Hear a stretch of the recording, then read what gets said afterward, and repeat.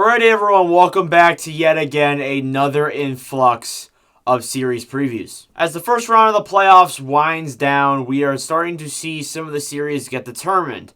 And this is the first one to officially be announced. The first seed Colorado Avalanche will be taking on the third seed St. Louis Blues in the second round. I'm going to say outright right now, this series could be very interesting. It could be a lot closer than what it was last year. Anyways, let's start off with the round one stats. As for the Colorado Avalanche, they absolutely just destroyed the Predators by a score of 4-0. They scored 21 goals and only let in 9 goals. As Daryl Sutter said, the coach of the Calgary Flames, he said that this playoff run for the Predators was just going to be a waste of 8 days.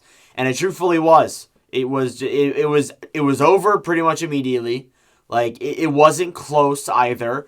There was one close overtime game, but apart from that, it was like 7-2s, 5-3s. It really was not that close. It was just straight up Avalanche dominance. As for the Blues side, it was a little bit more competitive. They beat the Wild in 6 games, scored 22 goals, and let in 16 goals against. There was goaltending issues. It was a really entertaining series, I will say that. There was a lot of controversy at the beginning, but there was a lot of entertainment within this series. A lot of good goals. That Jordan Kyrou goal, very notable. There was even some good goals on the Wild side, too. That Eriksson Ek goal. There was some very nice goals in this series, but fortunately, the Blues are the team that moves on. The biggest question of this series is whether or not it's going to be a repeat of last year. If you don't know what happened last year, the Avalanche absolutely just dealt with the Blues like they dealt with the Predators this year. They swept them in 4 games. It was pretty easy. They were on to the second round and faced the Knights. Is that going to be a repeat this year, or are the Blues going to get the better hand?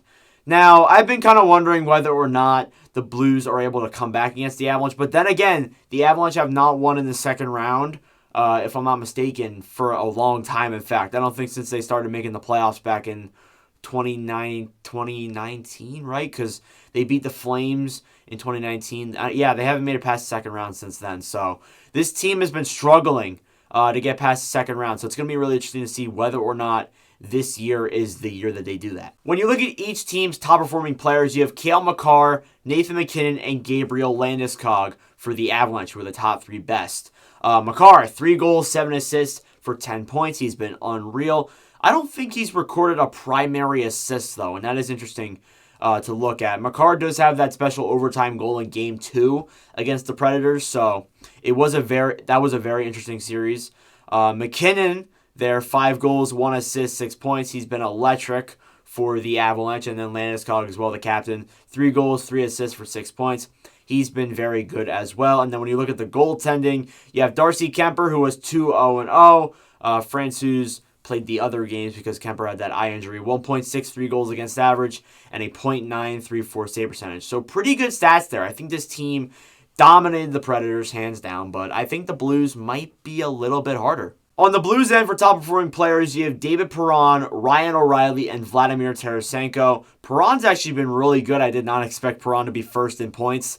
5 goals, 4 assists for 9 points. Again, a very, very, very good player in the series against the Wild. O'Reilly there, 5 goals, 3 assists, 8 points. And then Tarasenko, 5 goals, 1 assist for 6 points. As for the goaltending, it actually was a split between the 6 games. Husso played 3, and then Binnington played 3, but Binnington had the better stats in the end.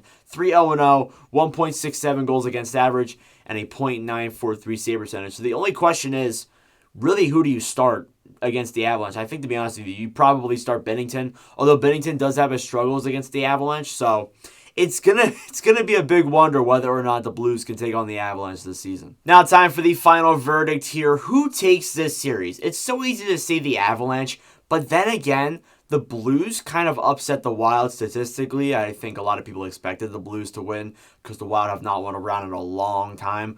So I'm kind of wondering whether or not the Blues can take on the Avalanche, though. Now, if Kemper isn't in the lineup for, let's say, Game 1, maybe it'll be a little bit easier to get the upper hand and maybe take advantage of the series. But I still don't know. Kemper, we haven't heard too much. We heard that it is not a big issue with his eye injury. He could be back. And the good thing is the Avalanche obviously got out of the first round early, so they're chilling. So obviously Kemper's going to get energized and he'll be back and ready to go. Now the only thing that is worried about that is whether or not he'll be ready to go.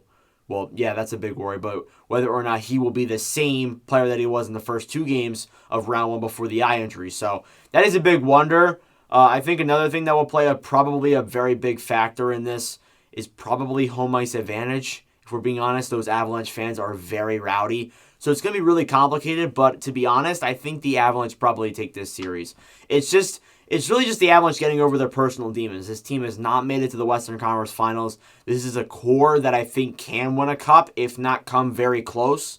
So I think they can definitely beat the Blues. But don't count these guys out. This team won a cup in 2019. It's pretty much the same team, just a little bit tweaks.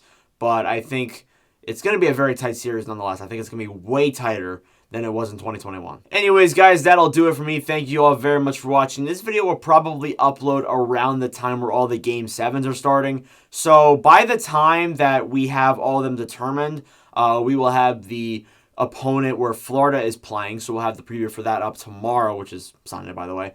So yeah, anyways, thank you all very much for watching. For our sports, I would appreciate if you guys want to check out some more videos. I'll leave some in the icon, season playlist, playoff playlists. They're all there. Thank you all for watching. For our sports late, and I'll see you guys in the next video. Adios.